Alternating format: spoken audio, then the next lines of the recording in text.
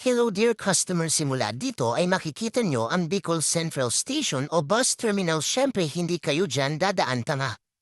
At makikita nyo sa itaas ang signage ng Mr. Donut. At dediretso ka pa ng konti. At kakaliwa kayo dyan at makikita nyo ang Mr. Donut pero hindi kayo dyan papasok. At dito ay dire-diretsuhin nyo lang at makikita nyo sa magkabila ang gilid nyo ang mga vendors. Pwede kayong bumili dyan kung gusto nyo pero hindi dyan ang punta natin kaya diretso pa. At makikita nyo si Manong Dispatcher na kalbo at sobrang kulit. Shout out sa iyo kuya, tropa natin yan syempre. Kaya't sige pa diretso lang at huwag kang lumingon-lingon kung saan at baka madapa ka na dyan, tama-tama mo talaga.